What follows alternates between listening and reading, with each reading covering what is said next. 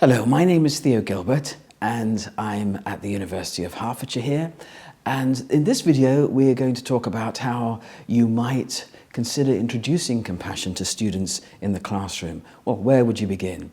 One way, just a suggestion, is the story that you could offer of Google, who ran a study that began in 2012 and cost $5 million.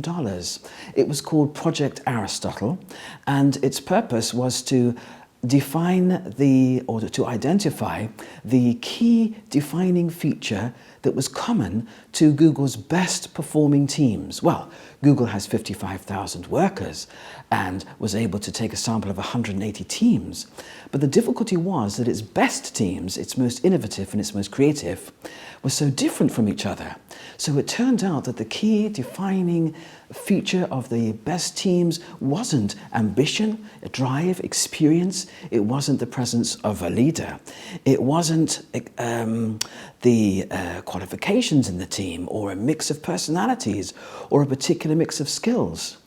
And then a turning point came after drawing that blank, when Google researchers decided they would have a look at the norms of behavior that were in the teams in the whole sample.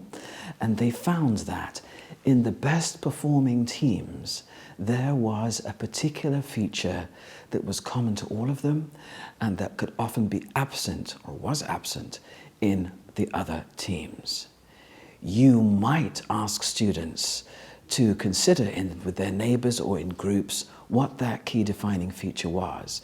You might give them a clue that it began with K. The key defining feature that was common to these best performing teams, the most resilient, creative and innovative, was kindness.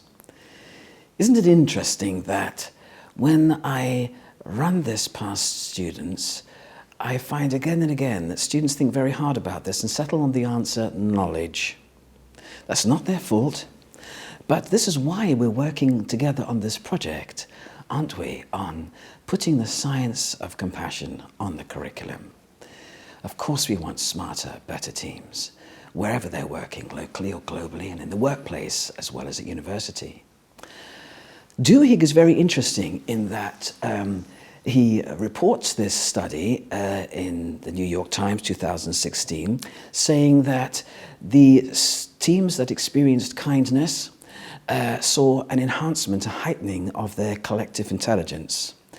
Even more interesting, I think, is that in teams where there was not kindness, even if the members of those teams were known to be particularly bright, where there was competition to dominate the team, to be the leader, to push forward one's own ideas, perhaps at the expense of others, especially when it came to verbal control of the floor, there was a dumbing down of the collective intelligence, which Duhigg describes as a hobbling of that intelligence. And that is very interesting. Nevertheless, kindness is not easy to define. On the other hand, there are features of these kind actions in the best teams that Google describes, which look very much like the micro skills of compassion. So how are our students to understand compassion as defined in multidisciplinary scholarship today?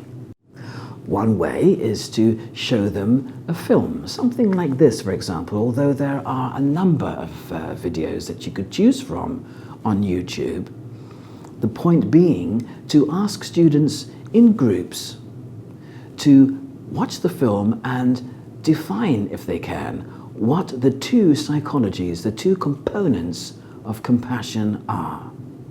Using this film for the moment, let's have a look. This is truly amazing. Here's a dog who's been hit by a car trying to cross the road. There he is trying to cross the road, and he gets hit and is now just lying in the middle of this busy highway, and a second dog spots him and tries to get over to him. Now, here's the first dog again being hit.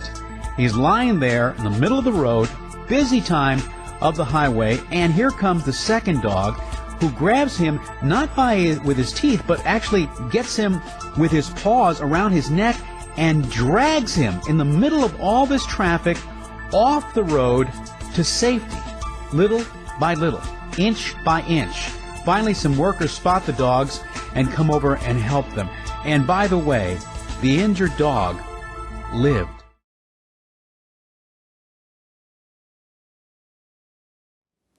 To understand where compassion comes from, it is very useful to turn to, as this project does frequently, the excellent work of the Compassionate Mind Foundation. And there, Paul Gilbert suggests a psychobiological approach which goes something like this. Caring is a motivational system which is as deeply embedded, ingrained, hardwired into the mammalian brain as the motivation to reproduce or to eat. Out of that developed compassion. Compassion is defined as noticing, not normalizing, noticing distress or disadvantaging of yourself or others and doing something about it. If that dog is not overwhelmed with emotion, with fear, distress, and can act in a smart way, no teeth, remember, then imagine what people can do if they are tuned in to developing the neural circuitry for compassion, which, as Klemecki points out, is different from the neural circuitry for empathy. To be clear, that's an article by Klemecki, Lieberg, Ricard and Singer, 2014. That's well worth a look. In the next video, we will look at ways to encourage students to sharpen up their skills at the first component of compassion, which is noticing. That means helping them to become, as we ourselves perhaps try to become, microethnographers.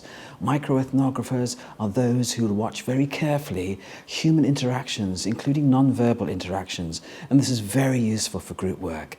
So in the next video, we will have a look at the micro skills of compassion that can be seen in a piece of group work that is filmed, being run by students.